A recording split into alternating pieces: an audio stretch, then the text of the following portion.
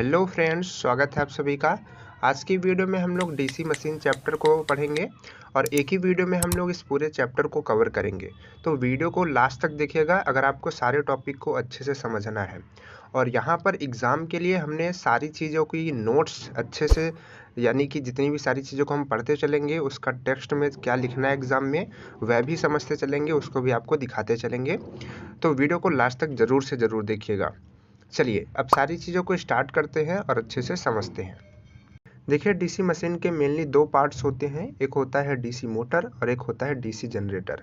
इन्हीं दोनों के बारे में आज हम लोगों को इस पूरे चैप्टर में पढ़ना है और इस पूरे चैप्टर में केवल यही दोनों है ही। जो हमारी डीसी मोटर होती है उसमें हम लोगों को पढ़ना है इसका कंस्ट्रक्शन, इसका working principle, EMF equation, torque equation, इसके types, starting methods, control methods और इसके एप्लीकेशन। और जो हमारा जनरेटर होता है उसमें इसका कंस्ट्रक्शन पढ़ना है, इसकी वर्किंग पढ़नी है, इसका भी ईएमएफ इक्वेशन पढ़ना है। तो इन सारे टॉपिक्स को कवर करेंगे। वीडियो को लास्ट तक ज़रूर देखिएगा ताकि आपको सब कुछ अच्छे से समझ में आ जाए और एग्ज़ाम की प्रिपरेशन आपकी अच्छे से हो जाए। सबसे पहले हम लोग समझते हैं डीसी मोटर के कंस्ट्रक्शन के बारे में। कंस्ट्रक्शन यानी कि संरचना, किस तरीके से वह बनी होती है। तो देखिए, इसमें मेनली 6 पार्ट होते हैं। सबसे पहले हम इसके नाम बताते हैं, फिर एक एक के बारे में डिस्कस करेंगे। सबसे पहला होता है योक, फिर होता है मैग्नेटिक पोल, पोल शू, आर्मेचर, कम्यूटेटर और ब्रश। ये हमारे इसके मेन पार्ट होते हैं, एक एक के बारे में डिस्कस करते हैं। तो देखिए फ्रेंड्स, आपको यहाँ पर एक डायग्राम दिख रहा है। इसी तरीके का कंस्ट्रक्शन का डायग्राम आपको एग्ज़ाम में भी बनाना होता है। आप इसी तरीके का डायग्राम बनाएंगे, अलग अलग पार्ट का डायग्राम नहीं बनाएंगे, सभी पार्ट को एक साथ ही बनाया जाता है और एरो के थ्रू उसको हम दिखा देते हैं कि कौन सा पार्ट हमारा कहाँ लगा होता है। अब हम देखते हैं एक एक पार्ट के बारे में लिखना क्या होता है। चलिए सबसे पहले हम लोग समझते हैं योक के बारे में। देखिए, योक क्या होता है। यह मशीन का बाहरी पार्ट है, जैसा कि आप यहाँ पर देख सकते हैं। और यह पार्ट जो होता है पूरी मशीन को, यानी कि पूरी जो हमारी मोटर है उसको सुरक्षा प्रदान करता है। और यह इसका रुका हुआ भाग होता है और यह घूमता नहीं है। और यह एक बेलन के शेप का होता है। आप लोगों ने बहुत सारे मोटर्स में देखे होंगे, एक बेलन का शेप का होता है जिसके अंदर रोटर लगा होता है। तो जो रुका हुआ होता है बेलन के शेप का होता है वही हमारा योक होता है। और इसके अंदर ही हमारे क्या लगे होते हैं, पोल्स लगे होते हैं, जैसा कि आप यहाँ पर देख सकते हैं पोल्स लगे होते हैं। और उन पोल्स पे वाइंडिंग की गई होती है जिसको हम लोग स्टेटर वाइंडिंग कहते हैं। सेकंड है मैग्नेटिक पोल्स। तो देखिए, जो हमारा मैग्नेटिक पोल्स होते हैं, जैसा कि आप यहाँ पर डायग्राम में देख सकते हैं, यह योक पर ही लगे होते हैं। इसके पहले भी हमने आपको बताया कि यह योक पर कनेक्टेड होते हैं, नट बोल्ट के थ्रू इस पर टाइट होते हैं बड़ी मोटर्स में। और इस पे क्या होता है, इन्हीं में हमारा जो मैग्नेटिक फील्ड है वह बनता है, क्योंकि इन्हीं पे हमारी वाइंडिंग की गई होती है तो यहीं पर हमारी फील्ड बनती है।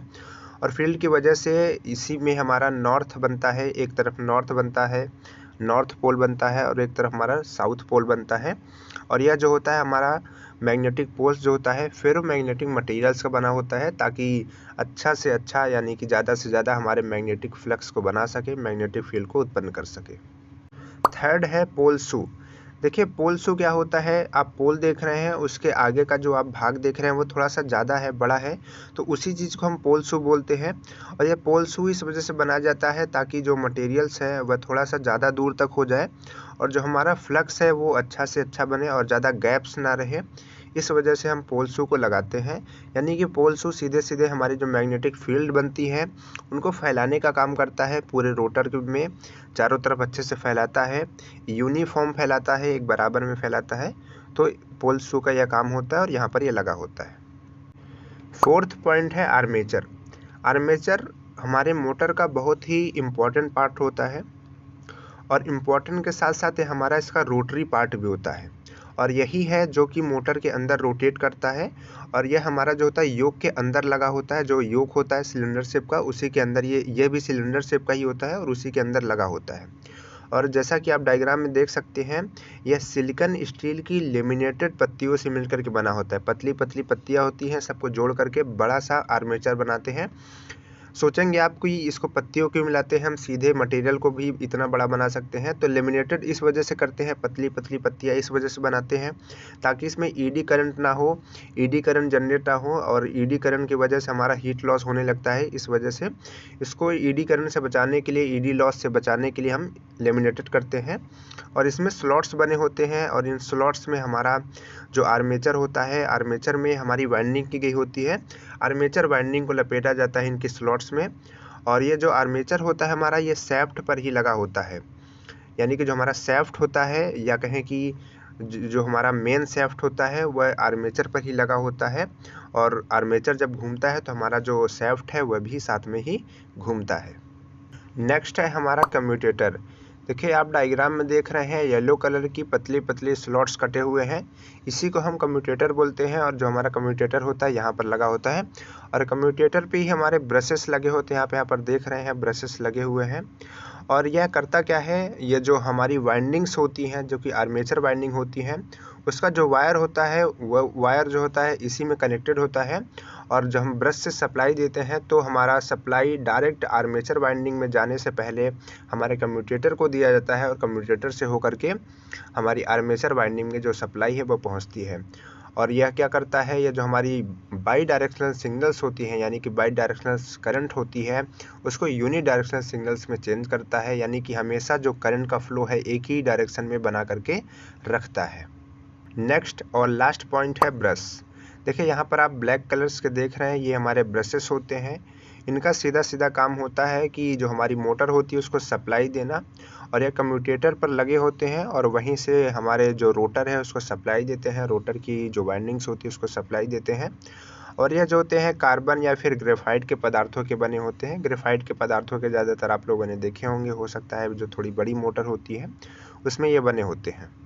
तो इस तरीके से हमारी पूरी मोटर का कंस्ट्रक्शन होता है। आई होप आप इसको अच्छे से समझ गए हैं। अगर आप इसको अच्छे से समझ गए हैं तो आप वर्किंग को बहुत अच्छे से समझेंगे। तो चलिए अब हम लोग मोटर की वर्किंग को समझते हैं। Working principle and working. सबसे पहले हम लोग देखते हैं वर्किंग प्रिंसिपल को। तो देखिए जो हमारी डीसी मोटर होती है वह इलेक्ट्रोमैग्नेटिक के प्रिंसिपल पर वर्क करती है। हिंदी में कहें तो विद्युत चुम्बकीय सिद्धांत पर कार्य करती है। क्या होता है इस सिद्धांत में? इस सिद्धांत में होता है कि जब हम स्टेटर में करंट को देते हैं तो उसमें एक मैग्नेटिक फील्ड बन जाता है, और उसके बाद जब हम रोटर की वाइंडिंग जो होती है, आर्मेचर की जो वाइंडिंग होती है, उसमें भी हम करंट देते हैं, डीसी करंट देते हैं, तो उसमें भी एक फील्ड बन जाता है। और यह दोनों जो फील्ड हैं एक दूसरे से इंटरेक्ट करते हैं, जिसकी वजह से जो हमारा आर्मेचर होता है इसमें रोटेशन उत्पन्न हो जाता है, और जो रोटर है वह घूमने लगता है। तो इसी प्रिंसिपल पर हमारा वर्क करता है, जो कि यहाँ पर लिखा हुआ है, आप इसको अच्छे से लिख सकते हैं। इस वीडियो के थ्रू हम लोग इसकी वर्किंग को समझेंगे, और वर्किंग में क्या लिखना होता है उसको लास्ट में देखेंगे। सबसे पहले इसके कुछ नाम बता देते हैं। देखिए यहाँ पर एस लिखा हुआ है और एन लिखा हुआ है। एस का मतलब है साउथ पोल और एन का मतलब है नॉर्थ पोल। ये दोनों मैग्नेट हैं और परमानेंट मैग्नेट है। जो हमारी छोटी डीसी मोटर होती है उसमें हम लोग परमानेंट मैग्नेट का इस्तेमाल करते हैं, और जो हमारी बड़ी डीसी मोटर्स होती है उसमें हम लोग इलेक्ट्रोमैग्नेट का इस्तेमाल करते हैं। ठीक है। उसके बाद यहाँ पर आपको बीच में घूमता हुआ दिख रहा है, ये आर्मेचर का कंडक्टर है, और उसके आगे ये कुछ रिंग जैसा लगा हुआ है, इसको हम लोग कहते हैं कम्यूटेटर, और यहाँ पर बैटरी लगी हुई है। तो ये इस तरीके से घूम रहा है, ऐसे समझना थोड़ा इम्पॉसिबल जैसा है। तो पहले हम वीडियो को एक एक पोजीशन पे रोकते हैं और फिर समझते हैं कि किस वजह से घूम रहा है। देखिए जो हमारी करंट होती है वह प्लस से माइनस की तरफ जाती है, और जो हमारा मैग्नेटिक फील्ड होता है नॉर्थ से साउथ की तरफ जाता है। तो अगर यहाँ पर हम ध्यान से देखें, इस पोजीशन पे ध्यान से देखें, तो करंट जो है प्लस से माइनस की तरफ जाएगा, इधर से इधर की तरफ, और जो हमारा मैग्नेटिक पोल है वो नॉर्थ से साउथ की तरफ जाएगा। तो दोनों एक दूसरे के परपेंडिकुलर होंगे, और मैग्नेटिक फील्ड और करंट एक दूसरे के परपेंडिकुलर होते हैं, तो उन दोनों के परपेंडिकुलर एक फोर्स लगता है। यह हमारा फ्लेमिंग का लेफ्ट हैंड रूल बताता है। तो जो हमारा इधर का कंडक्टर है उस पर ऊपर की तरफ फोर्स लगेगा, और जो इस साइड का जो हमारा नॉर्थ पोल है इधर का कंडक्टर है उस पर नीचे की तरफ फोर्स लगेगा। और एक की तरफ ऊपर का फोर्स और एक की तरफ नीचे का फोर्स अगर किसी चीज़ पे लगता है तो उसको हम टॉर्क कहते हैं, और टॉर्क का मतलब है कि वो रोटेट करेगा। तो इसी वजह से जो हमारी मोटर है वो रोटेट करती है। अब अगर थोड़ा सा पोजीशन चेंज होती है तो फिर हमारा जो पहला वाला कंडक्टर है वो इधर आता है और दूसरा वाला कंडक्टर उधर जाता है। सेम यही प्रोसेस ये चलता रहता है और हमारा मोटर जो है वो घूमता रहता है। तो इसी तरीके से इसकी वर्किंग होती है। आई होप आप इसको समझ पाए होंगे। चलिए अब देखते हैं कि आपको किस तरीके से इसकी वर्किंग को लिखना होता है। देखिए जिस तरीके से यहाँ पर लिखा हुआ है इसी तरीके से आप इसकी वर्किंग को लिख सकते हैं। हमारा नेक्स्ट टॉपिक है back EMF. Back EMF DC machine का बहुत ही इम्पोर्टेंट टॉपिक है, तो इसको बहुत ही अच्छे से समझिएगा। इसमें हमारा इसका डेरिवेशन भी पूछता है, अभी हम लोग डेरिवेशन भी करेंगे। पहले समझते हैं कि क्या होता है बैक ईएमएफ। देखिए जब हम डीसी मोटर को सप्लाई देते हैं तो वह घूमती है और जो उसके आर्मेचर में कंडक्टर्स लगे होते हैं वह भी साथ में घूमते हैं और घूमने की वजह से वह फ्लक्स को बार बार कट करते हैं। जो मैग्नेटिक फ्लक्स बनता है उसको बार बार कट करते हैं। तो कट करने की वजह से उनमें खुद एक ईएमएफ इंड्यूस हो जाता है और उसी को हम कहते हैं बैक ईएमएफ। मोटर में उसका नाम होता है बैक ईएमएफ और जनरेटर में उसका नाम होता है जनरेटेड ईएमएफ। जैसे हम लोग जनरेटर यूज करते हैं तो उसमें कंडक्टर कट करता है, तो जो भी ईएमएफ बनता है उसका हम लोग यूज करते हैं, जिसको कहते हैं कि बिजली पैदा हो गई। लेकिन वही चीज़ जो होती है मोटर में जब आ जाती है, मोटर में जब उत्पन्न होती है तो उसको कहते हैं बैक ईएमएफ। बैक ईएमएफ और ईएमएफ यानी कि जनरेटेड ईएमएफ सेम चीज़ है, लेकिन मोटर और जनरेटर के लिए बस उसका नाम चेंज है। तो इन सारी चीज़ों को आप बहुत अच्छे से याद रखेंगे और इनका इक्वेशन भी सेम होता है। अब हम लोग उसी का डेरिवेशन देखने चल रहे हैं, तो चलिए देखते हैं किस तरीके से इसका डेरिवेशन होता है। तो देखिए फ्रेंड्स, सबसे पहले हम लोग बात करेंगे कुछ टर्म्स की। सबसे पहले हमारे पास है पी, इसी तरीके से आपको लिखना भी है। पी हमारा क्या है, number of poles the machine. Machine का मतलब है यहाँ पर डीसी मोटर भी हो सकता है और डीसी जनरेटर भी हो सकता है, हमने आपको बताया। उसके बाद है यहाँ पर फाई। फाई क्या है, फ्लक्स पर पोल इन वेबर। ठीक है, इसको वेबर्स में हम लोग लेंगे, वेबर इसकी यूनिट होती है फ्लक्स की। तो देखिए यहाँ पर ये एक मशीन हमने बना दी है आपको समझाने के लिए। तो मान लीजिए कि ये मोटर ही है, एक डीसी मोटर है, तो इसमें एक पोल, ये दो पोल, ये 3 और ये 4, यानी कि इसमें 4 पोल्स है। तो ये पोल्स की संख्या हमारी पी होती है और ये होता है कि एक पोल में हमारे कितने फ्लक्स बन रहा है। ठीक है, कितना फ्लक्स हमारा बन रहा है। उसके बाद है जेड। जेड क्या होता है, total number of armature conductors, यानी कि जो आर्मेचर में कंडक्टर्स लगे हुए हैं वो कितने हैं। उसके बाद एन। एन क्या होता है, speed of armature in revolution पर मिनट। आरपीएम में हमारी जो आर्मेचर होता है उसकी स्पीड को हम लोग एन से डिनोट करते हैं। उसके बाद है ए क्या होता है, number of parallel path in the armature winding. Armature winding में जो पैरेलल पाथ्स होते हैं उनको हम लोग ए से डिनोट करते हैं। अब देखिए सबसे पहले यहाँ पर in a revolution of the armature the flux cut by one conductor is given as, यानी कि एक कंडक्टर में, मतलब कि जब हमारा आर्मेचर एक बार रोटेट करेगा, एक रेवोल्यूशन कंप्लीट करेगा, तो वह कितने फ्लक्स को कट करेगा। देखिए कितने फ्लक्स को कट करेगा, पोल्स हमारे कितने थे, 3 पोल्स थे और एक में कितना फ्लक्स बनता था, 5 फ्लक्स बनता था। तो उन दोनों को मल्टीप्लाई कर देंगे तो एक रेवोल्यूशन में उतना जो है फ्लक्स हमारा कट करेगा जो हमारे कंडक्टर्स होते हैं।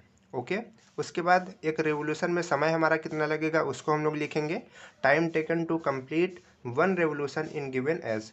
तो जो हमारा टाइम लगेगा वो लगेगा 60/n। एन हमारा क्या था, आरपीएम, जो हमारा आर्मेचर कितने स्पीड से घूम रहा है। इक्वेशन नंबर ये 2 हो जाएगी और ये इक्वेशन नंबर 1 हो जाएगी। ओके, उसके बाद किस तरीके से करना है, तो देखिए हमारे पास जो है फ्लक्स मिल चुका है कि कितना कट करता है, उसके बाद समय भी मिल चुका है। अब उन दोनों का जो अपॉन होता है, डिवाइड करते हैं, तो वही हमारा क्या होता है, एवरेज इंड्यूस ईएमएफ होता है। तो ई इक्वल क्या हो जाएगा, equation number 1 by equation number 2। तो इक्वेशन नंबर 1 और इक्वेशन नंबर 2 को करेंगे तो हमारा ये वैल्यू आ जाएगी। अब देखिए यहाँ पर t की वैल्यू क्या है, t की वैल्यू 60/n है। तो यहाँ पर t की वैल्यू रखेंगे, यहाँ पर नेक्स्ट हम लोगों ने t की वैल्यू रखी और t की वैल्यू रखेंगे तो यहाँ पर कुछ इस तरीके से ये बन जाएगा। और ये हमारा क्या है, ये हमारा ये इक्वेशन रखने पर, यानी कि जो इसकी वैल्यू है उसको रखने पर हमको जो ईएमएफ है वो इतना मिला हुआ है। और ये जो अभी ईएमएफ मिला हुआ है ये केवल एक कंडक्टर के लिए है, इसको याद रखिएगा।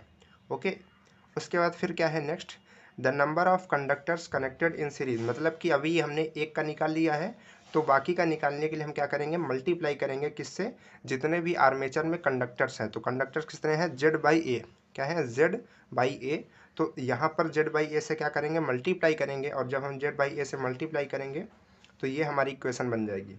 तो आप यहाँ तक भी एग्ज़ाम में कर सकते हैं। और अगर आप और आगे करना चाहते हैं और इसके आगे वोल्ट ज़रूर लिखेंगे क्योंकि इसकी यूनिट हमारी वोल्ट में होगी। देखिए ई का मतलब है ईएमएफ, ठीक है, ईएमएफ हमारे ईएमएफ का फार्मूला हमारा ये आ जाएगा। अब देखिए जब आपको मोटर के लिए करना होगा तो हमने अभी आपको बताया कि जब आपको मोटर के लिए करना होगा तो आप यहाँ पर ई बी लिखेंगे, ठीक है, बैक ईएमएफ। और अगर यही चीज़ जनरेटर के लिए डिराइव कर रहे हैं तो वहाँ पर सेम सब कुछ वही होगा, लेकिन ई की जगह यहाँ पर क्या लिखेंगे, ई जी, ठीक है। ई जी का मतलब है कि जनरेटेड ईएमएफ, ठीक है। तो इस तरीके से इसका हम लोग डेरिवेशन करते हैं। उसके आगे भी आप यहाँ पर इसको लिख सकते हैं। देखिए के हमारा कांस्टेंट होता है, के की वैल्यू पी जेड अपॉन ए होती है, जो कि यहाँ पर पी जेड अपॉन ए को ए की जगह आप के लिख सकते हैं, और n/60 की जगह आप n लिख सकते हैं, स्मॉल n, ठीक है। स्मॉल n क्या होता है, द स्पीड इन रेवोल्यूशन पर सेकेंड, और ये जो होती है आरपीएस में होती है, राउंड पर सेकेंड, ठीक है, रेवोल्यूशन पर सेकेंड। ओके। अब देखिए कभी कभी हमको क्या करता है, एग्जाम में ये भी पूछता है कि ये जो डेरिवेशन है आप कर रहे हैं वह वेव वाइंडिंग के लिए कीजिए, ठीक है। वाइंडिंग दो तरीके से होती है, वेव वाइंडिंग और एक लैप वाइंडिंग। अगर कहता है वेव वाइंडिंग के लिए कीजिए तो आप ए की वैल्यू 2 रख देंगे, यानी कि यहाँ पर आप रख देंगे ए की वैल्यू 2 रखेंगे तो ये 120 हो जाएगा, 120 हो जाएगा। और अगर कहता है लैप वाइंडिंग के लिए कीजिए तो आप ए की वैल्यू पी रख देंगे। ए की वैल्यू जब आप पी रखेंगे तो यहाँ से यहाँ पर पी आ जाएगा, यहाँ पर भी पी, तो ये पी से यहाँ पर ये कट जाएगा, तो बाकी का जो बचेगा उसको आप लिख देंगे, तो वो डेरिवेशन आपका लैप वाइंडिंग के लिए हो जाएगा। तो आई होप आप इस डेरिवेशन को अच्छे से समझ पाए होंगे, क्योंकि यह डेरिवेशन समझना बहुत ज़रूरी है, क्योंकि ये हमारे बैक ईएमएफ का भी डेरिवेशन है, और जनरेटेड जो हमारा ईएमएफ होता है, जो अभी हम लोग जनरेटर में पढ़ेंगे, जनरेटर में जो ईएमएफ पढ़ते हैं उसका भी डेरिवेशन है। तो वहाँ पर अभी हम लोग नहीं करेंगे, अभी यहीं पर है, उसको अच्छे से देख लीजिए। चलिए फिर आगे बढ़ते हैं। हमारा नेक्स्ट टॉपिक है टॉर्क इक्वेशन। तो चलिए देखते हैं डेरिवेशन ऑफ टॉर्क इक्वेशन। तो देखिए सबसे पहले हम लोग यहाँ पर देखेंगे जो हमारी मोटर होती है उसकी मैकेनिकल पावर को, जो कि हमको शाफ्ट में मिलती है। तो उसका फार्मूला होता है टॉर्क इंटू ओमेगा। टॉर्क को हम लोग लेते हैं न्यूटन मीटर में, और ओमेगा को हम लेते हैं एंगुलर वेलोसिटी, ठीक है। ओमेगा को हम लोग कहते हैं एंगुलर वेलोसिटी, और इसको लेते हैं रेडियन पर सेकंड में। ये हमारा जो शाफ्ट होता है, जब हम मोटर को सप्लाई देते हैं, करंट देते हैं, तो जो शाफ्ट उसका होता है उस पर जो रोटरी पावर मिलती है उसी को हम लोग कहते हैं मैकेनिकल पावर, ठीक है, मैकेनिकल पावर ऑन शाफ्ट। तो ये उसका फार्मूला होता है। उसके बाद electrical supply on electrical side, यानी कि जो हमारी मोटर होती है उसके इलेक्ट्रिकल साइड हम लोग कितनी सप्लाई देते हैं उसका फार्मूला कैसे पता करेंगे। तो उसका फार्मूला होता है ई बी इंटू आई ए। ई बी इंटू आई ए। ई बी का क्या मतलब होता है, ई बी मतलब होता है बैक ईएमएफ, जो अभी हम लोगों ने पढ़ा इसके पहले। उसके बाद आई ए का मतलब होता है, आई का मतलब होता है करंट, ए का मतलब आर्मेचर। तो आर्मेचर की करंट और बैक ईएमएफ को मल्टीप्लाई करेंगे तो हमको ये पता चलेगा कि हमको कितनी सप्लाई देनी है, या फिर कितनी सप्लाई हमको मोटर को देना पड़ता है, ठीक है। तो ये क्वेश्चन नंबर 2 हो जाएगा, यानी कि इतनी सप्लाई हम देंगे और इतनी हमको मैकेनिकल पावर मिलेगी। तो जितनी सप्लाई देंगे वही हमारी चेंज होकर के क्या करती है, मैकेनिकल पावर में चेंज होती है। मोटर का मेन वर्क यही होता है कि इलेक्ट्रिकल सप्लाई को, इलेक्ट्रिकल पावर को मैकेनिकल पावर में कन्वर्ट करना। लेकिन एक चीज़ हम लोग ये भी जानते हैं कि जो हमारी एनर्जी होती है वो केवल कन्वर्ट होती है, वह नष्ट नहीं होती है। तो यहाँ पर जितनी इलेक्ट्रिकल सप्लाई होगी उतनी ही मैकेनिकल सप्लाई होगी। तो इक्वेशन नंबर 1 और इक्वेशन नंबर 2 से हम क्या कह सकते हैं, इक्वेशन नंबर 1 और इक्वेशन नंबर 2 से हम यह कह सकते हैं कि जो हमारा इक्वेशन नंबर 1 है और 2 है, ये दोनों क्या होंगे, इक्वल्स होंगे। यानी कि ई बी मल्टीप्लाई आई ए इक्वल क्या होगा, टाउ इंटू ओमेगा, ठीक है, ये इक्वेशन होगा। अब हम लोगों ने अभी भी पढ़ा था इसके पिछले टॉपिक में कि ई बी की वैल्यू, यानी कि बैक ईएमएफ की वैल्यू क्या होती है, N phi Z P by 60 A, ठीक है। तो ये हमारी इसकी क्या होती है, फार्मूला होता है बैक ईएमएफ का। और आई ए की जगह आई ए रहेगा, और इक्वल इक्वल। फिर टॉर्क की जगह टॉर्क लिखेंगे, क्योंकि हम लोग टॉर्क की ही वैल्यू निकालने के लिए आए हैं, इसी वजह से इसको टॉर्क इक्वेशन कहते हैं। और ओमेगा की वैल्यू हम लोग जानते हैं 2πn/60 होती है, ठीक है, आप लोगों ने पढ़े होंगे पिछले, ठीक है, ओमेगा की वैल्यू 11th वगैरह में। उसके बाद फिर अब देखिए हमको टॉर्क की वैल्यू निकालनी है, तो क्या करेंगे, टॉर्क को एक साइड करेंगे, बाकी को एक साइड करेंगे। तो देखिए इसको थोड़ा सा सॉल्व करेंगे तो क्या होगा, 60 से 60 कट जाएगा, क्योंकि डिवाइड में दोनों है, ठीक है। फिर यहाँ पर n है और यहाँ पर भी n है, तो n से n कट जाएगा, ओके। अब देखिए n से n कट गया हमारा, तो यहाँ पर बचेगा क्या, यहाँ पर केवल बचेगा, और जो टॉर्क इधर है और ये बाकी का जो 2π है, 2π हमारा इधर चला जाएगा नीचे की तरफ, तो टॉर्क अकेला रहेगा। यानी कि पूरी तरीके से इसको जब सॉल्व करेंगे तो क्या आएगा, P इंटू 5ZIA बाई में क्या आएगा 2πA। ठीक है, इस तरीके से आएगा।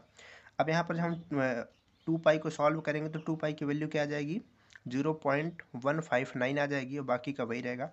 और यहाँ पर हम जानते हैं कि ये जो हमारा इतनी वैल्यू है यानी कि 0.159 और PZ/A इतनी वैल्यू क्या है कांस्टेंट है। इसकी थोड़ा आपको दिख नहीं रहा है, यहाँ पर इसकी वैल्यू क्या है कांस्टेंट है।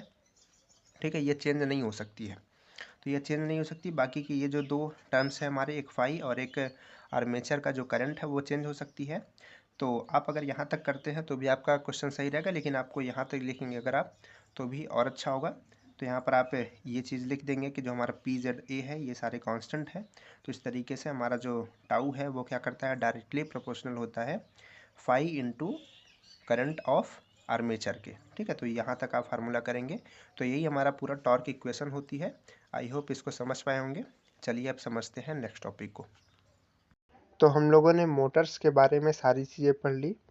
अब हमारा नेक्स्ट टॉपिक है टाइप्स ऑफ मोटर। देखिए, डीसी मोटर मेनली 3 टाइप्स की होती है। एक होती है सेपरेटली एक्साइटेड, एक होती है सेल्फ एक्साइटेड और एक होती है परमानेंट मैग्नेट। यहाँ पर आप डायग्राम में देख सकते हैं। देखिए, एक एक को समझते हैं। सबसे पहले समझते हैं परमानेंट मैग्नेट को। देखिए, डीसी मोटर को चलाने के लिए सबसे मेन ज़रूरी होता है हमारे पास मैग्नेटिक फील्ड का होना। मैग्नेटिक फील्ड बनाने के लिए हमारे पास 2 मेथड्स होते हैं। एक मेथड्स होता है या तो हम परमानेंट मैग्नेट का इस्तेमाल करें या फिर इलेक्ट्रोमैग्नेट का इस्तेमाल करें। तो अगर हम परमानेंट मैग्नेट का इस्तेमाल करके मोटर बनाते हैं, डीसी मोटर बनाते हैं, तो उसको हम लोग कहते हैं परमानेंट मैग्नेट डीसी मोटर। ठीक है, जैसा कि आप डायग्राम में देख सकते हैं। लेकिन अगर हम लोग इलेक्ट्रोमैग्नेट का इस्तेमाल करते हैं तो उसको सप्लाई देने की ज़रूरत होती है। तो अगर हम लोग उसको सप्लाई बाहर से देते हैं, किसी बाहरी सोर्स से, कोई बैटरी से, 12 वोल्ट की बैटरी से देते हैं, तो उसको हम कहते हैं सेपरेटली एक्साइटेड। यानी कि जो वाइंडिंग है उसको अलग से, यानी कि जो फील्ड वाइंडिंग है उसको अलग से करंट दे रहे हैं, अलग से सप्लाई दे रहे हैं, और जो आर्मेचर को करंट दे रहे हैं, सप्लाई दे रहे हैं, वो अलग से दे रहे हैं। यानी कि सेपरेट है, उसका अलग है, उसका अलग है, तो उसको हम लोग कहते हैं सेपरेटली एक्साइटेड डीसी मोटर। लेकिन अगर स्टेटर की वाइंडिंग और आर्मेचर की वाइंडिंग को सीरीज़ में या फिर पैरेलल में हम उसको कनेक्ट करते हैं तो उसमें केवल एक ही सप्लाई देनी पड़ती है, यानी कि वह सेल्फ स्टार्टेड हो जाती है। तो इसी वजह से उसको हम कहते हैं सेल्फ एक्साइटेड डीसी मोटर। जैसा कि आप डायग्राम में देख सकते हैं, स्टेटर वाइंडिंग और आर्मेचर वाइंडिंग के कनेक्शन के हिसाब से इसके भी 3 टाइप्स होते हैं। एक होता है सीरीज, एक होता है शंट, एक होता है कंपाउंड। और इन्हीं तीनों के बारे में हमारे कोर्स में डिटेल में पढ़ना है। तो सबसे पहले हम लोग समझेंगे सीरीज के बारे में, सीरीज डीसी मोटर के बारे में। फिर उसके बाद हम लोग समझेंगे शंट, उसके बाद फिर हम लोग समझेंगे कंपाउंड। तो चलिए सबसे पहले बात करते हैं सीरीज डीसी मोटर के बारे में। DC series motor. देखिए, जब मोटर के आर्मेचर और उसके स्टेटर की वाइंडिंग्स को सीरीज में कनेक्ट करते हैं तो उसको हम लोग कहते हैं डीसी सीरीज मोटर। जैसा कि आप डायग्राम में देख सकते हैं, यहाँ पर जो आपको रेड कलर का वाइंडिंग दिख रही है, देखिए उसको ब्लू कलर के वायर से कनेक्ट किया गया है। किसमें कनेक्ट किया गया है? सीरीज में कनेक्ट किया गया है आर्मेचर के साथ में। और जो राइट साइड में डायग्राम है उसी को आपको एग्जाम में बनाना है। अब इसके बारे में कुछ पॉइंट्स को समझते हैं जो कि आपको एग्जाम में लिखना होता है। तो देखिए, सबसे पहला पॉइंट तो यही है कि आर्मेचर और स्टेटर की जो वाइंडिंग होती है वो सीरीज में कनेक्ट होती है। सेकंड होता है कि जो आर्मेचर वाइंडिंग होती है और स्टेटर वाइंडिंग होती है, दोनों में जो करंट होती है वो सेम होती है, क्योंकि सीरीज में कनेक्ट होती है तो करंट दोनों में सेम फ्लो करता है। नेक्स्ट पॉइंट है कि इसमें जो वाइंडिंग्स की जाती है वह शंट डीसी मोटर की तुलना में कम टर्न्स होते हैं, यानी कि इसका तार मोटा रखा जाता है और टर्न जो होते हैं वो कम होते हैं। और इसका एक कारण है कि रेजिस्टेंस कम हो सके और जो करंट है वो ज़्यादा से ज़्यादा करंट सहन कर सके जो उसकी वाइंडिंग है। तो इन सारे पॉइंट्स को आप लिखेंगे डीसी सीरीज मोटर में। नेक्स्ट है डीसी शंट मोटर। तो देखिए, इसमें क्या होता है, इसमें जब स्टेटर वाइंडिंग और आर्मेचर वाइंडिंग को पैरेलल में कनेक्ट करते हैं, जैसा कि आप डायग्राम में देख रहे हैं जो कि लेफ्ट साइड में बना हुआ है, तो ऐसी मोटर को हम लोग कहते हैं शंट मोटर। यहाँ पर हम लोग डीसी मोटर यूज करते हैं तो इस वजह से इसको पूरा कहेंगे डीसी शंट मोटर। और जो आपको राइट साइड में डायग्राम दिख रहा है इसको आपको एग्जाम में बनाना है। ठीक है, ये डायग्राम समझने के लिए है और ये डायग्राम एग्जाम में बनाने के लिए है। ठीक है, तो इसी तरीके से आप इसका डायग्राम बनाएंगे।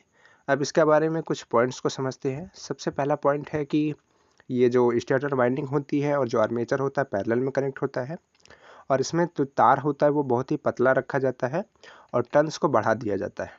जो तार है वो पतला रखा जाता है, टर्न्स को बढ़ा दिया जाता है, और पतला तार होने की वजह से इसमें रेजिस्टेंस का मान बहुत ज़्यादा बढ़ जाता है और यह कांस्टेंट स्पीड से चलती है।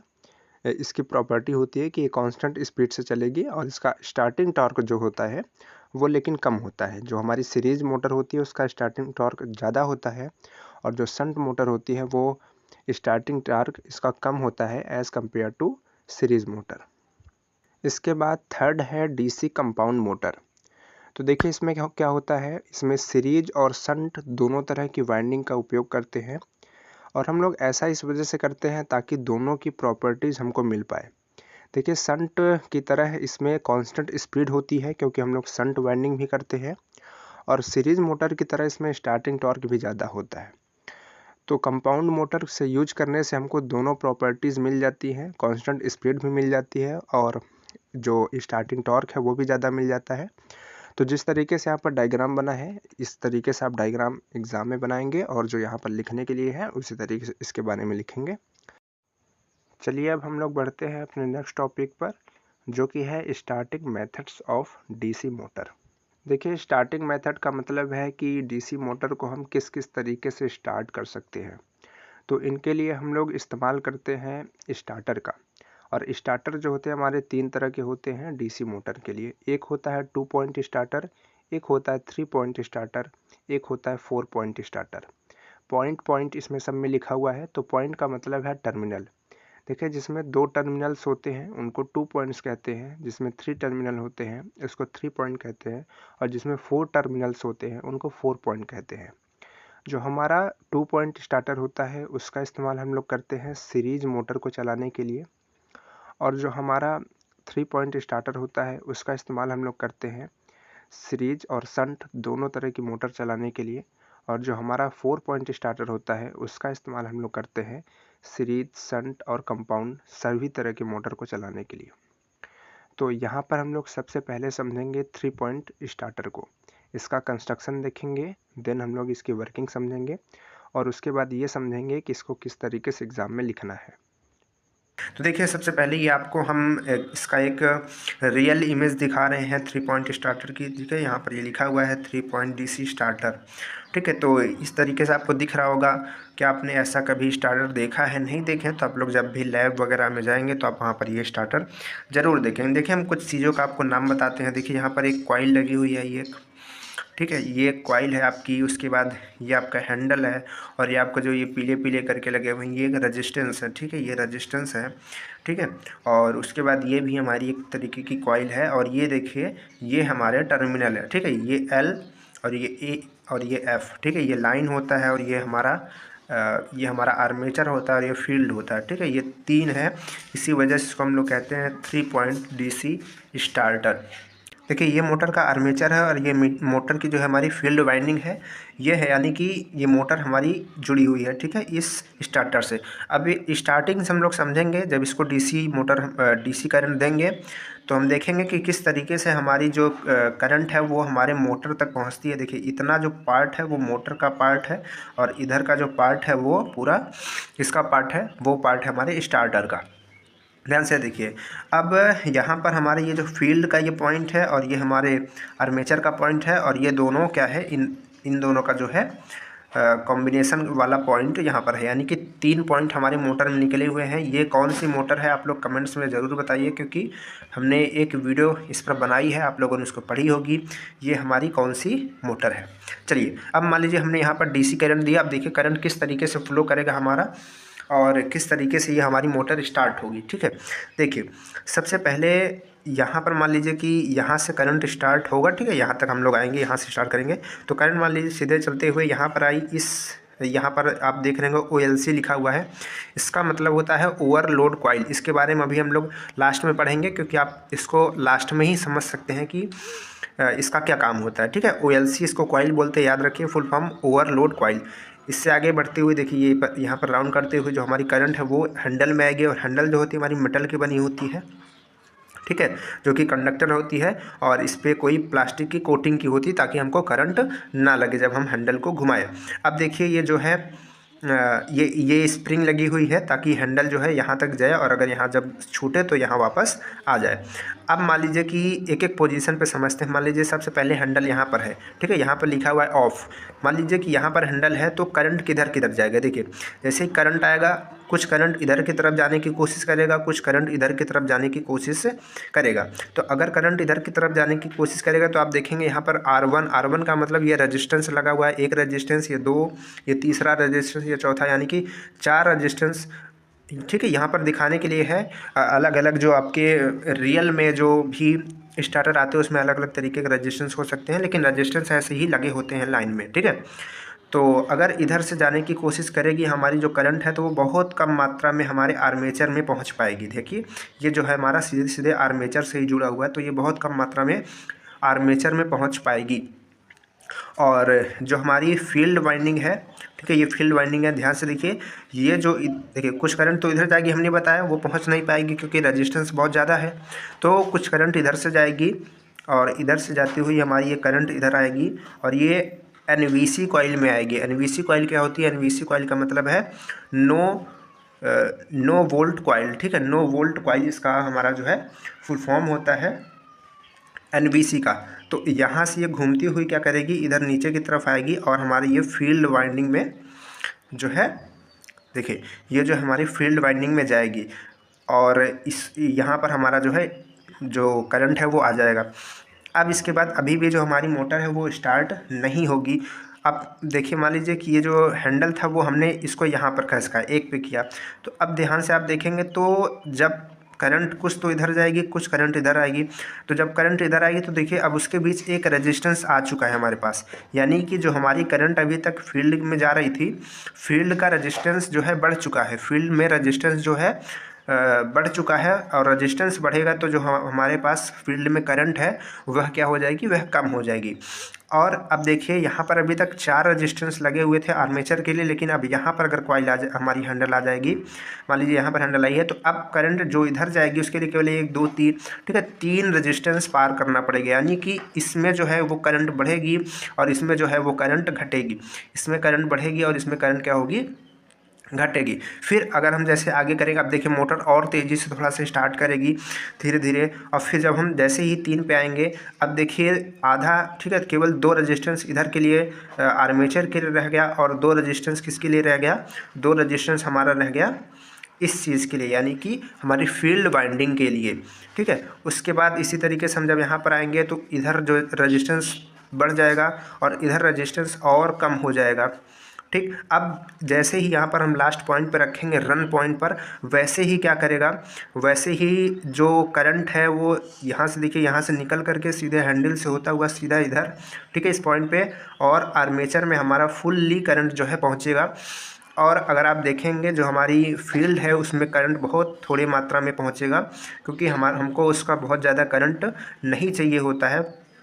अब आप ध्यान से देखेंगे तो जो इधर करंट हमारा आ रहा था, ठीक है, जब करंट जो है वो क्या होगा, यहाँ पर देखिए रेजिस्टेंस जो है ये बहुत ज़्यादा क्या हो चुका है, रेजिस्टेंस बहुत ज़्यादा इधर बढ़ चुका है। तो जब रेजिस्टेंस हमारा बढ़ चुका है तो ये जो कॉइल है, ठीक है, ये NVC जो कॉइल आपको दिख रही है मैग्नेटाइज हो जाएगी। और मैग्नेटाइज होने का मतलब ये चुंबक के जैसे वर्क करेगी। और जो आपको ये रेड रेड कलर का ये दिख रहा है ना, रेड रेड कलर का हैंडल के साथ जुड़ा हुआ है, ठीक है, ये मेटल का होता है और ये आकर के इसमें चिपक जाएगा, ये इसमें हमें चिपका रहेगा, ठीक है। कब तक चिपका रहेगा, जब तक हमारी ये मोटर चलती रहेगी। मोटर जब हमारी चलती रहेगी, जब तक हमारी करंट यहाँ से मिल रही है तब तक ये मैग्नेटाइज है और तब तक हमारा ये यहाँ पर चिपका हुआ है, ठीक है, रन के साथ यहीं पे रुका रहेगा। अब जैसे ही मान लीजिए कि हमारी लाइट कट जाती है, जैसे ही लाइट यहाँ से हम कट करेंगे तो ये जो है कॉइल वो डीमैग्नेटाइज हो जाएगी और जो हमारी हैंडल है वो खट से यहाँ पर ऑफ पे फिर से आ जाएगी स्प्रिंग की सहायता से। ऐसा इस वजह से होता है ताकि जब हमारी जैसे मान लीजिए कि लाइट कट गई और फिर लाइट आई कोई है नहीं, तो हमारी मोटर में सीधे सीधे यहाँ से लाइट जाने लगेगी, ठीक है। मतलब अगर मान लीजिए वो रन पे है तो सीधे सीधे आर्मेचर में पूरा पूरा करंट पहुँचने लगेगा। देखिए अगर आर्मेचर पे होगा तो पूरा पूरा करंट आर्मेचर पहुँचने लगेगा और आर्मेचर जो है हमारा वो ख़राब हो सकता है, जल सकता है। तो इस वजह से हम क्या करते हैं, इस वजह से हम यहाँ पर इस तरीके से इसको बनाते हैं कि ये तब तक चिपका रहेगा जब तक यहाँ पर करंट आती रहेगी, और जैसे ही करंट हटेगा ये डीमैग्नेटाइज हो जाएगा और इसको छोड़ देगा और ये वापस से यहाँ पर आ जाएगी और हमारा जो है मोटर बंद हो जाएगी। और जब लाइट आएगी, जब फिर कोई इसको स्टार्ट करेगा, यहाँ तक करेगा, तब जा कर के ये हमारा जो है वो स्टार्ट होगा। अब देखिए इसका काम समझिए, OLC का काम समझिए। इसका काम क्या है? इसका काम बहुत थोड़ा होता है। इसका काम यह है कि मान लीजिए कि जब हमारी जो मोटर है उस पर बहुत ज़्यादा ओवरलोड दे दिया गया है, बहुत ज़्यादा इसको चला दिया गया है, या फिर बहुत ज़्यादा इस पर लोड दे दिया गया है, तो क्या होगा? तो यहाँ पर ये जो हमारी कॉइल है वो ये जो है ये OLC कॉइल आप देख रहे हैं, ये भी मैग्नेटाइज होने लगेगी और ये बहुत ज़्यादा मैग्नेटाइज होने लगेगी। और जैसे ये मैग्नेटाइज होने लगेगी, इसमें जो फेरे हैं वो कम होते हैं, याद रखिए इसमें फेरे जो हैं कम होते हैं। इसको जानबूझ के कम बनाया जाता है कि शुरू में ये मैग्नेटाइज ना हो, जब हमारा जो है लोड बढ़े तब यहाँ पर मैग्नेट बने, और जैसे ही लोड बढ़ता है और मैग्नेट हमारा ये बनता है, वो इस चीज़ को जो आपको ये रेड कलर का दिख रहा है, इसको ये अपने तरफ खींचता है, ठीक है, ये अपने तरफ खींचता है और चिपकाता है। और इसको चिपकाने की वजह से ये जो एरो है ये इन दोनों टर्मिनल्स में यानी कि AO को इसको कनेक्ट कर देती है, ठीक है, जोड़ देती है, ठीक है। ये मेटल है, ये जो एरो जैसा आपका दिख रहा है ये कोई एरो का निशान नहीं है, ये मेटल के जैसा बना हुआ है और ये दोनों को चिपका देता है एक साथ में। और जब ये दोनों को चिपका देता है तो देखिए ये दोनों किससे जुड़े हुए हैं? हमारे NBC कॉइल से, और NBC कॉइल के एक टर्मिनल से जुड़ा हुआ है और ये वाला एक टर्मिनल से। तो ये क्या करता है, जब हम इसको शॉर्ट कर देंगे, जोड़ देंगे, तो ये NBC कॉइल को भी शॉर्ट कर देगा, और NBC कॉइल को शॉर्ट करने का मतलब है कि ये डीमैग्नेटाइज हो जाएगी।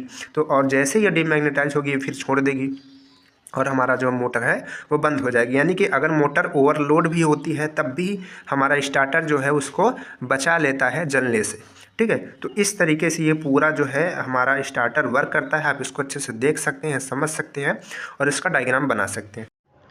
तो फ्रेंड्स, हमारा नेक्स्ट टॉपिक है speed control method of DC motor, यानी कि DC मोटर की जो स्पीड है उसको किस तरीके से कंट्रोल करेंगे। तो देखिए इसका फार्मूला होता है N = KV - RA/IA/5। देखिए इसमें जो K है वो कांस्टेंट है, लेकिन बाकी के जो 3 टर्म्स हैं वो वेरिएबल्स हैं। V यानी कि वोल्टेज, RA हमारा रेजिस्टेंस ऑफ आर्मेचर है, IA हमारा करंट ऑफ आर्मेचर है अपॉन 5। तो अगर हम V को चेंज करेंगे तो हमारा जो N है उसकी वैल्यू में कुछ ना कुछ चेंजेस होंगे। अगर हम RA या फिर IA में चेंजेस करेंगे तो भी हमारा जो है स्पीड में चेंजेस होंगे, और अगर हम 5 में चेंजेस करेंगे तो भी हमारे स्पीड में चेंजेस होंगे। तो इन्हीं 3 टर्म्स के चेंजेस के वजह से, या इन्हीं 3 टर्म्स के चेंजेस पे हमारे 3 मेथड्स बनाए गए हैं। अगर हम जो हमारा 5 लिखा हुआ है आपको नीचे में दिख रहा है अपॉन में, अगर उसको चेंज करते हैं तो उस मेथड का नाम होता है फील्ड फ्लक्स कंट्रोल मेथड। और अगर हम RA या IA में से किसी को चेंज करते हैं, वैसे हम लोग RA को चेंज करते हैं, रेजिस्टेंस को बढ़ाते या घटाते हैं, उसको हम कहते हैं रियोस्टैटिक कंट्रोल मेथड। और उसके बाद अगर हम V यानी कि वोल्टेज को घटाते या बढ़ाते हैं तो उसको हम कहते हैं आर्मेचर वोल्टेज कंट्रोल मेथड। तो इतने तरीके के हमारे मेथड्स होते हैं। तो चलिए एक एक के बारे में डिस्कस करते हैं। सबसे पहला हमारा था फील्ड फ्लक्स कंट्रोल मेथड। तो देखिए इस मेथड में क्या होता है, इस मेथड में बाकी के जितने भी पैरामीटर्स हैं, चाहे वो वोल्टेज हो, आर्मेचर का रेजिस्टेंस हो, आर्मेचर की करंट हो, और जो कांस्टेंट है वो तो कांस्टेंट है ही, बाकी सभी को क्या कर देते हैं, कांस्टेंट कर देते हैं। केवल हमारा जो फाई है यानी कि फ्लक्स का है उसको हम लोग वेरिएबल रखते हैं। तो अगर हम केवल उसको वेरिएबल रखते हैं तो जो हमारी स्पीड है हमारे फ्लक्स के इन्वर्सली प्रोपोर्शनल हो जाएगी, यानी कि व्युत्क्रमानुपाती हो जाएगी। यानी कि अगर हम फ्लक्स को बढ़ाएंगे तो स्पीड घटेगी, और अगर फ्लक्स को घटाएंगे तो स्पीड बढ़ेगी। तो इस तरीके से मेथड काम करता है। जिस तरीके से आपको यहाँ पर लिखने के लिए दिया गया है आप इस तरीके से इसको लिख सकते हैं और ऐसे एक्सप्लेन कर सकते हैं। देखिए अब समझते हैं कि फ्लक्स को कम या ज़्यादा करने के लिए क्या करते हैं। तो देखिए फ्लक्स को कम या ज़्यादा करने के लिए हम लोग जो फील्ड वाइंडिंग होती है उसमें एक रेजिस्टेंस लगा देते हैं। रेजिस्टेंस लगाने से जो करंट होती है वो कम हो जाती है, और करंट के कम हो जाने से जो हमारा फ्लक्स है वो कम बनता है। आप जब एक्सप्लेनेशन करेंगे तो इस डायग्राम को ज़रूर बनाएंगे। चलिए अब हम लोग देखते हैं अपना नेक्स्ट मेथड, यानी कि रियोस्टैटिक कंट्रोल मेथड। जैसा कि अभी हमने आपको बताया था कि मोटर की स्पीड रेजिस्टेंस पर भी डिपेंड करती है, आर्मेचर के रेजिस्टेंस पर भी डिपेंड करती है, यानी कि RA पर भी डिपेंड करती है। तो RA के अलावा जितने भी पैरामीटर्स हैं, वोल्टेज, आर्मेचर की करंट और फ्लक्स, अगर इनको कांस्टेंट कर दें तो अगर हम RA की वैल्यू को बढ़ाएंगे तो RA मल्टीप्लाई IA जो है इसकी वैल्यू बढ़ेगी, और जो टोटल ब्रैकेट के अंदर लिखा हुआ है V माइनस RA IA, इस टोटल की वैल्यू घटेगी, क्योंकि अगर कोई चीज़ किसी में बढ़ा करके घटा रहे हैं तो वो कम होगी उसकी वैल्यू। ठीक है, जैसे किसी में 10 में हम 5 घटा रहे थे तो उसकी वैल्यू 5 आएगी, लेकिन अगर 10 में हम 8 घटाएंगे तो उसकी वैल्यू 2 आएगी। तो अगर किसी चीज़ में ज़्यादा घटाएंगे तो उसकी वैल्यू कम होगी। तो ओवरऑल इसकी जो ब्रैकेट के अंदर है उसकी वैल्यू क्या होगी, कम होगी। तो ये जो है ब्रैकेट के अंदर वो क्या है, स्पीड के डायरेक्टली प्रोपोर्शनल है। तो यानी कि अगर हम RA की वैल्यू घटाएंगे तो ब्रैकेट के अंदर की जो वैल्यू है वो बढ़ेगी और मोटर की स्पीड भी जो है बढ़ेगी, यानी कि उसके उल्टा होगा। ठीक है, उसी तरीके से अगर हम RA की वैल्यू को घटाएंगे तो मोटर की स्पीड क्या करेगी, बढ़ेगी, बढ़ाएंगे तो घटेगी, घटाएंगे तो बढ़ेगी। इस तरीके से ये हमारा काम करता है। अब देखिए, इसको हम लोग रियोस्टैटिक कंट्रोल मेथड क्यों कहते हैं, क्योंकि जब जिसका जो आर्मेचर है उसके रेजिस्टेंस को बढ़ाने या घटाने के लिए जिस यंत्र का, जिस चीज़ का हम लोग उपयोग करते हैं उसका नाम होता है रियोस्टेट, उसका नाम होता है रियोस्टेट, और उसी के नाम पर इसका नाम रखा गया है रियोस्टैटिक कंट्रोल मेथड। ठीक है, आप उसको देखेंगे, यहाँ पर आप डायग्राम में उसका देख सकते हैं। अब देखिए, इसका एक डायग्राम होता है जो कि आपको एग्ज़ाम में बनाना है। तो यहाँ पर आप देख रहे हैं कि जो इसका आर्मेचर है, जहाँ पर M लिखा हुआ है, ये आर्मेचर है, और उसी के साथ में हमारा एक रियोस्टेट जुड़ा हुआ है। ये रियोस्टेट का चिन्ह होता है जो आप ये देख रहे हैं इस तरीके से। तो इस तरीके से आपको एक्सप्लेन करना है और यही डायग्राम बनाना है। चलिए अब हम लोग समझते हैं अपना next method, armature voltage control method. इस मेथड में जो मोटर की स्पीड होती है वो इसके वोल्टेज पर भी डिपेंड करती है। अभी हम लोगों ने स्टार्टिंग में फार्मूले में देखा था। तो अगर हम वोल्टेज को घटाएंगे या बढ़ाएंगे तो उसके हिसाब से कुछ ना कुछ उसमें चेंजेस होंगे। तो क्या होंगे उसको समझते हैं। देखिए, अगर वोल्टेज जो है उसको केवल वेरी किया जाए और बाकी के जितने भी पैरामीटर्स हैं, चाहे वो रेजिस्टेंस हो आर्मेचर का, या फिर आर्मेचर की करंट हो, या फिर फील्ड का फ्लक्स हो, इन सबको कांस्टेंट रख दिया जाए, यानी कि जितना हम दे रहे हैं उतना ही दें, फिक्स रहे, वो घटे या बढ़े नहीं, केवल वोल्टेज को घटाएं और बढ़ाएं, तो क्या होगा। तो देखिए, फार्मूले में हम लोगों ने देखा था कि जो वोल्टेज है उसको अगर हम बढ़ाते हैं तो वोल्टेज हमारे ब्रैकेट के अंदर में है, तो अगर उसको हम बढ़ाएंगे तो ओवरऑल जो ब्रैकेट की वैल्यू है, ब्रैकेट के अंदर की वैल्यू है वो बढ़ेगी, और अगर हम वोल्टेज को घटाएंगे तो उस टोटल की वैल्यू क्या होगी, कम होगी। तो इस तरीके से हम ये कह सकते हैं कि जो हमारा वोल्टेज है वो स्पीड के डायरेक्टली प्रोपोर्शनल है। ठीक है, तो इस तरीके से यहाँ पर आप देख सकते हैं, लिखा भी हुआ है। तो अगर हम वोल्टेज की वैल्यू बढ़ाएंगे तो स्पीड बढ़ेगी, और अगर वोल्टेज की वैल्यू कम करेंगे तो स्पीड हमारी क्या होगी, कम होगी। तो इस तरीके के मेथड को हम लोग कहते हैं आर्मेचर वोल्टेज कंट्रोल मेथड, क्योंकि हम लोग वोल्टेज को कंट्रोल करके अपनी स्पीड को कम या ज़्यादा कर रहे हैं। तो आई होप आपको ये सारे कंट्रोल मेथड समझ में आए होंगे। तो इसी तरीके से इसको समझना है, लिखना है, एग्ज़ाम में अच्छा करके आना है। तो फ्रेंड्स, अगर आप लोगों ने यहाँ तक वीडियो देखी है तो आपको very very thank you and congratulation भी, क्योंकि आप लोगों ने डीसी मोटर को ख़त्म कर चुके हैं। अब हमारे पास केवल बचा है डीसी जनरेटर। देखिए, डीसी जनरेटर में हम लोगों को 3 टॉपिक्स पढ़ने थे। एक होता था उसका कंस्ट्रक्शन, एक उसकी वर्किंग, और उसकी एक ईएमएफ इक्वेशन। तो देखिए, आपको बता दें कि अब जो पढ़ना है हमको बहुत ही कम रह गया है, क्योंकि कंस्ट्रक्शन जिस तरीके से हम लोगों ने डीसी मोटर का पढ़ा था, सेम कंस्ट्रक्शन अब डीसी जनरेटर का लिखेंगे, वही डायग्राम बनाएंगे, वही कंस्ट्रक्शन लिखेंगे, वही चीज़ें लिखेंगे। ओके, और अगर बात करें ईएमएफ इक्वेशन की, तो जो हम लोगों ने डीसी मोटर का बैक ईएमएफ का डेरिवेशन किया था, तो वहाँ भी हमने बताया था कि जो इसका डेरिवेशन ये हम लोग कर रहे हैं, ये हमारे जनरेटर के लिए भी होता है। बस वहाँ पर जहाँ पर ईबी लिख रहे थे यानी कि बैक ईएमएफ लिख रहे थे, बस वहीं पर हमको ईजी लिख देना है यानी कि जनरेटेड ईएमएफ लिख देना है, उसका ये डेरिवेशन हो जाएगा। तो वहाँ से आप इन दोनों को कर सकते हैं, नहीं तो वीडियो बहुत ही लंबी हो जाएगी। अब इसमें हमारा बचता है केवल वर्किंग, तो हम लोग वर्किंग को पहले अच्छे से समझेंगे, फिर हम लोग इसमें क्या लिखना है उसको लास्ट में देखेंगे। तो चलिए पहले इसको समझते हैं। आप यहाँ पर एक एनिमेशन देख रहे होंगे, नॉर्थ और इधर साउथ, ये दो पोल्स दिख रहे हैं और बीच में आपको यहाँ पर ये देखिए वीडियो है एक छोटी सी, ये बंद हो गई है। अभी देखिए आपको यहाँ पर एक छोटी छोटी लाइनें वाइट वाइट कलर की दिख रही हैं जो कि मैग्नेटिक फील्ड्स हैं, और आप एक ये पीला पीला वायर देख रहे होंगे जो कि कॉपर का वायर है, ठीक है, और जो कि कॉइल किया गया है यानी कि एक राउंड शेप में बनाया गया है और इसी के अंदर ये क्या कर रहा है, रोटेट कर रहा है। और आप देख रहे हैं कि यहाँ पर ये हमारा कम्यूटेटर लगा हुआ है, ये जो आप देख रहे हैं इस टेनिस शिप का, इसको हम लोग कम्यूटेटर बोलते हैं। और इधर आप देख रहे हैं वायर लगा हुआ है, ये रेड कलर का वायर और ये ब्लू कलर का वायर। और आप ये देखेंगे, अब इसको हम प्ले करने जा रहे हैं, अब देखेंगे कि ये बल्ब जो है वो जलने लगेगा। इसको आप अच्छे से समझ लीजिए, उसके बाद अगर आप इसको अच्छे से समझ लेते हैं तो आप जनरेटर के जो है वर्किंग को बहुत अच्छे से समझ लेंगे। देखिए जो बल्ब है ये ग्लो कर रहा है, ये चमक रहा है, यानी कि जलना स्टार्ट हो चुका है। तो चलिए अब हम आपको बताते हैं कि किस तरीके से वर्क कर रहा है और हमारा ये बल्ब किस वजह से जल जा रहा है। उसमें ये बताया गया कि जब किसी मैग्नेटिक फील्ड के अंदर कोई भी कंडक्टर क्या करता है, मूव करता है, घुमाया जाता है, तो उसमें क्या है, हमारी इलेक्ट्रिक जो है जनरेट हो जाती है।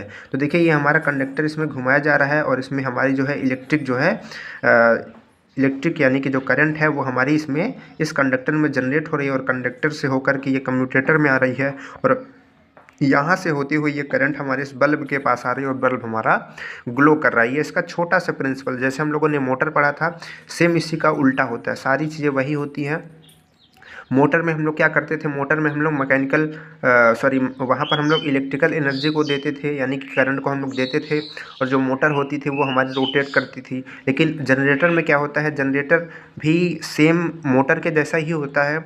उसको हम लोग क्या करेंगे, जो हमारा जनरेटर होता है उसको हम मैकेनिकल एनर्जी देंगे, ठीक है। यहाँ पे शाफ्ट लगा होगा, शाफ्ट के थ्रू इसको हम घुमाएंगे और जब हम इसको घुमाएंगे तो हमारा जो है इसमें क्या होगा, ये इलेक्ट्रिक जो है वो हमारी जनरेट होगी और बल्ब हमारा क्या है, जो जलने लगेगा, ठीक है। इस तरीके से हमारा ये जनरेटर जो है वर्क करता है। आई होप आप इसकी वर्किंग को अच्छे से समझ गए होंगे। तो देखिए जिस तरीके से यहाँ पर लिखा हुआ है इसी तरीके से आपको वर्किंग लिखनी है एग्ज़ाम में भी। तो इस तरीके से पूरा मिला करके हमारा डीसी मोटर और डीसी जनरेटर ये टॉपिक हमारा ख़त्म होता है। डीसी मशीन का ये हमारा बहुत ही लॉन्ग वीडियो है, इसको आप दोस्तों के पास ज़रूर से ज़रूर भेजिए और इसको अच्छे से देखिए और अच्छे से समझिए एक एक चीज़ें। और अगर आपको कोई प्रॉब्लम होती है तो आप कमेंट्स कीजिए और वीडियो को लाइक तो ज़रूर कीजिए, क्योंकि मेहनत हमने बहुत की है तो वीडियो को लाइक तो बनता है। तो चलिए फिर मिलते हैं नेक्स्ट वीडियो में और चैनल को ज़रूर सब्सक्राइब कर दीजिए। Okay, bye bye.